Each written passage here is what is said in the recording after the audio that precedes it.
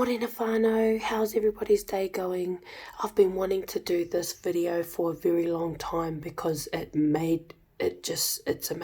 It's amazing what I learned. So I'm just here today to talk about the blockchain. What is a blockchain? The technology behind the blockchain. And I'm just going to get into it. So think of the blockchain as an iPhone.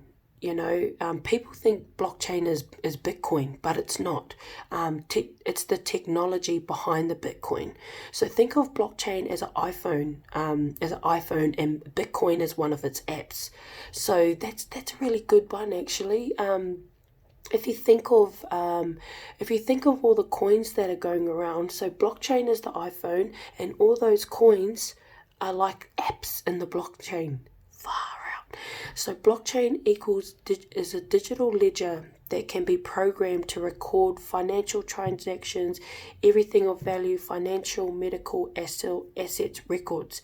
It can record anything, okay?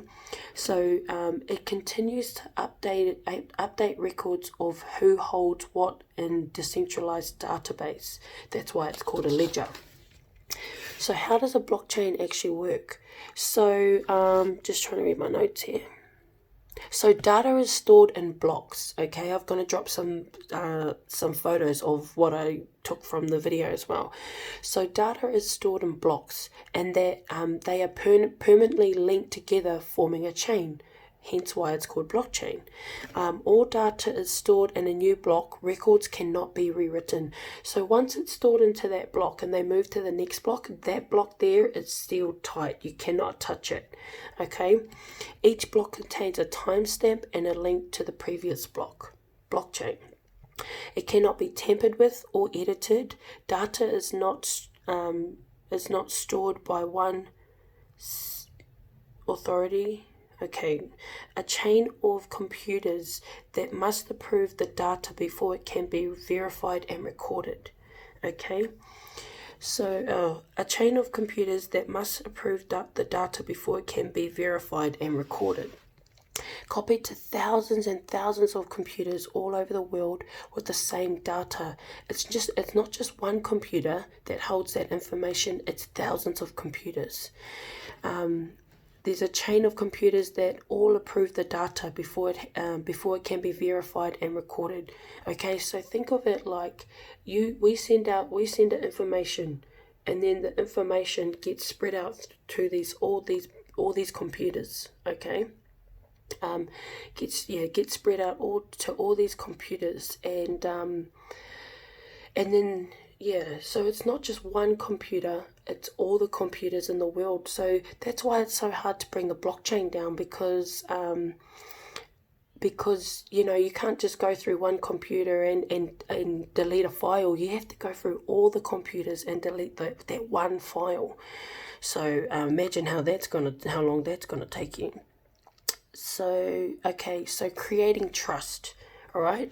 If one computer tries to forge or edit the documents, we can tell which computer it is and has the false information, because all the other thousands of computers is going to hold the correct and the same information. So if one tries to get hacked, then they'll be able to pinpoint which one's getting hacked. Okay, because everybody else will be doing the same thing. So centralized. Centralized means can get edited, harmed, hacked, tampered with information. This is possible with centralized. Okay, decentralized is kind of everyone. Okay, that's what I'm talking about. Decentralized is kind of like everybody walking the same way, and then you have one person walking the wrong way, and then they stick out like a sore thumb. So creating trust. It's called cryptography,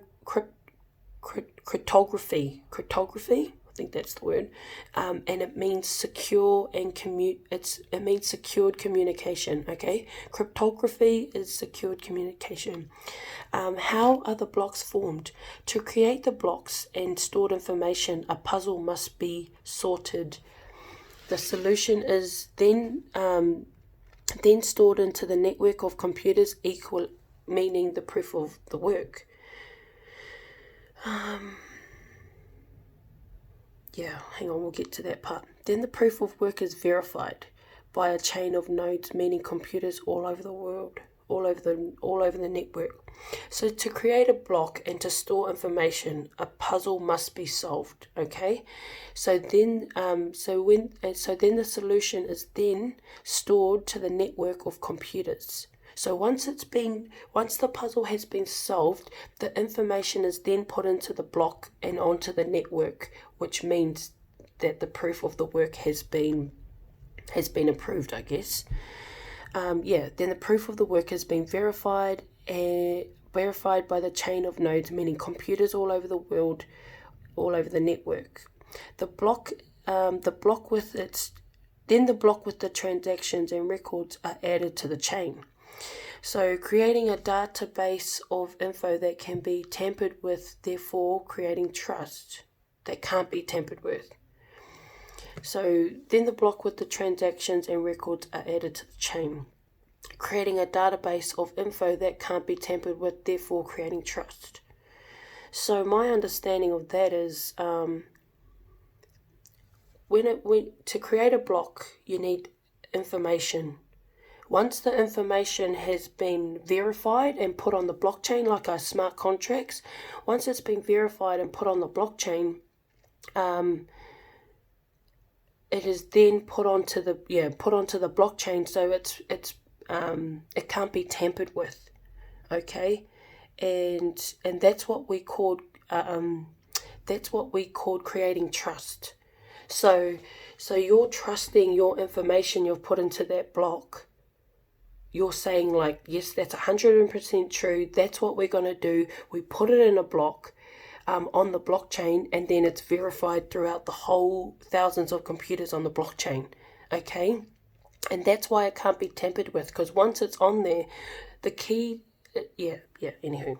With the blockchain, we're going to be able to apply this to all other industries all over the world. So this is my thoughts on it. So crypto gardening is like shares in a file. You know how each coin has a function that they do, and that function is like a file. It's like a secret file, And because each coin does have something different or similar, example, chain links, you've got, smart contracts, Ethereum. So chain links are to do with smart contracts. Ethereum's are smart contract platforms that enables you to develop and to build decentralized apps. So if you think about it, whanau, we have a clearer look on the bigger picture here. So to get in now, what we're doing now, buying up all these coins, doing our research, man, it's going to be so powerful, because one day they're going to be high. They're going to be high in demand. People are going to want a bit of share of this and that and the other, but we've already got our foot in the door. So that's my whakaaro on crypto gardening, and how we're getting in quite early, and we're doing our research and stuff. Is we're buying shares in a file, shares in a coin. How one Bitcoin is like $10,000. So if you split that up between how many millions of people, they each have a share in that coin. Okay. So giving the world a more transparent and trustworthy database, everyone will be able to see what goes on behind the doors. So being decentralized, everybody can go in and have a look at what's going on in anything in the world. If they just went onto the blockchain, they can go and have a look, but they can't touch. Okay. So we won't be able to edit, but we can view it. So just like Lionshare's back office, we can view, but we can't edit unless we have the private keys. So the 12 words. You guys can't get into my Lionshares unless you have my 12 words, because it's decentralized, and we don't have to deal with third parties. So what I mean about third parties is I don't need to go to the bank, tell them to give my money and send it to Joe Blogs. Okay, I just send it straight to you, peer to peer. So right now we can just we can send money straight to each other's wallets, Ethereum wallets or whatever wallet, from our wallet to wallet, using the blockchain. So with the blockchain, we know that information is transparent and trusted. We know it has been verified.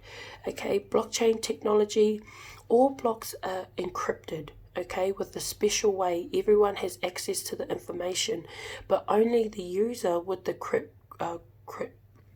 can't say that word, cryptographic key can add a new record to a particular chain. So for that example is, if you it's the 12 words. If you hold the 12 words, you can go into your Trust wallet, or you can go into your Lionshare back office, and you can upgrade, or you can change, you can do this and that.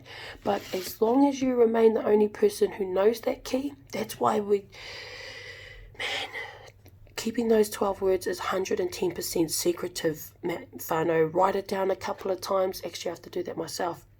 But if you're the only person that knows those 12 words, no one can manipulate your transactions at all. So keep that secret squirrel 12 words to yourself.